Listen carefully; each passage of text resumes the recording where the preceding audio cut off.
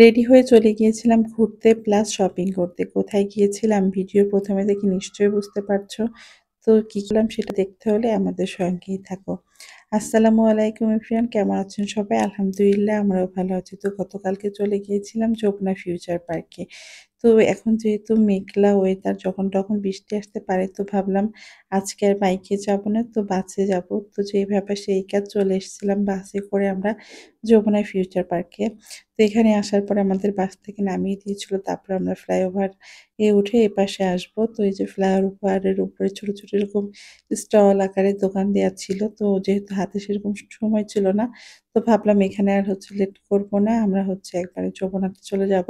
তো এক নজরে দেখিয়ে দিলাম যে যমুনা ফিউচার পার্ক কি বারে বন্ধ থাকে। তোমরা যারা আসতে চাও অবশ্যই জেনে আসবে যে কি বারে বন্ধ থাকে। তো যাই হোক, এখানে এই যে আমরা ভিতরে যাচ্ছিলাম আর বাহিরে দেখে অনেক ভিড় ছিল। তো আমি একটু বাহিরে ভিডিও করে নিচ্ছিলাম। তো অনেকে হয়তো আসতেছে আমাদের মতো, আবার অনেকে কেনাকাটা করে চলে যাচ্ছে। তো আমি একদম বাহিরে থেকেই ভিডিও করা শুরু করেছিলাম পুরোটাই তোমাদের সঙ্গে শেয়ার করার জন্য। তো এই যে এখান দিয়ে মেয়েদের যাওয়ার জায়গা, আর ওই বাম সাইড দিয়ে ছেলেদের। তো তাসফিয়া তো ওর বাবার সাথেই ভিতরে চলে গিয়েছিল।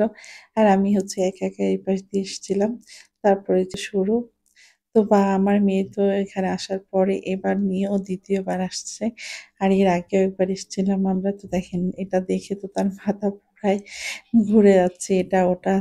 তো মানে আর কি বলবো, দেখে এদিকে যেতে যাচ্ছে, একবার ওদিকে যেতে যাচ্ছে। ওর বাবা দেখেন হাত ছেড়ে এখন নিজের মতো নিজে সে হেঁটে চলে যাচ্ছে। আর বাসা থেকে না ওই গাড়িটা নিয়ে গিয়েছিল। কেন জানি না, মানে এরকম কখনো করে না, কিন্তু সেদিন না বলছে আমি এই গাড়িটাকে নিয়ে যাবো। তো বলেছিলাম ঠিক আছে। তো পুরাটাই ওর হাতেই ছিল এই গাড়িটা।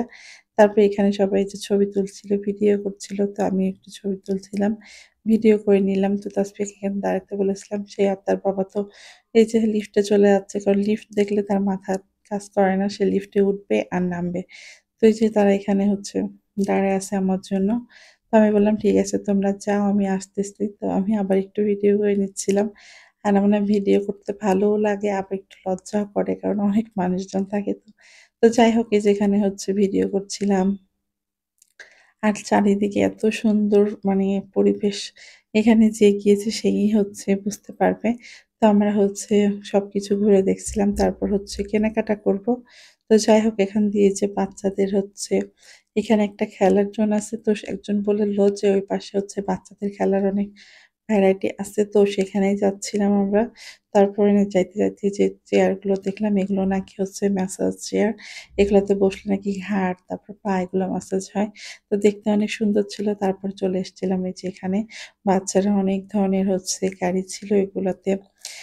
৩০ মিনিট আপনার ৳২৫০ ৳৩০০ করে ওরা বিল করে। তো ওই যে তাসপিয়া এটাতে উঠতে চাইছিল। তো এই যে এটাতে উঠে বসেছিল। কারণ মানে ও তো চালাইতে পারবে না। তো সেজন্য একটু বসেছিল। এই যে বাচ্চাগুলো এরকম বসেই ছিল, চালায়নি। কারণ ওরা তো বাচ্চা, ওরা কন্ট্রোল করতে পারবে না। তো সেইজন্য আর ওঠানো হয়নি। তারপরে যেখান দিয়ে দেখতেছি ট্রেনও যাচ্ছে। মানে কি একটা অবস্থা বলেন তো দেখি, যে মার্কেটের ভিতরেও, শপিং মলের ভিতরে ট্রেন যাচ্ছে। তো যাই হোক, এটা সত্যিকারের ট্রেন ছিল না, বেবিদের ট্রেনও ছিল। কিন্তু ওর ভেতরে না বেবির মা-বাবারাও ছিল। তো যাই হোক, এখানে যে অনেক বাচ্চারা ভিতরে খেলা করতেছে। আর যেহেতু আমাদের হাতে টাইম ছিল না সেরকম, তো ভাবলাম আজকে আর না, যদি অন্য কোনো সময় আসি তো ভিতরে নিয়ে গিয়ে তাসফিয়াকে একটু খেলা করাবো। কারণ ওখানে মা কিংবা বাবা দুজনের মধ্যে একজন যেতে পারবে ভিতরে। ১ ঘন্টা খেলতে পারবে। ৳৬৫০ মনে হয় মেবি। তো যাই হোক, এখানে যেটা নষ্ট, কিন্তু আমার মেয়ে তো এটাতে উঠবে দেখেই বসে আছে। তো ওনারা বলল, "আচ্ছা ঠিক আছে তুমি বসে থাকো, কিন্তু এটা কিন্তু চলবে না।" তো যাই হোক, এই যে এখানে সেটা ধরে বসে আছে। তারপর আমরা চলে গিয়েছিলাম কেনাকাটা করতে। তো এখানে যে বসেছিল, তো আমরা যখন চলে যাচ্ছিলাম তো ওই ট্রেনটা আবার ব্যাক করছিল। দেখতে ভালোই লাগছিল। তো আজকের ভিডিওটা কেমন লেগেছে সবাই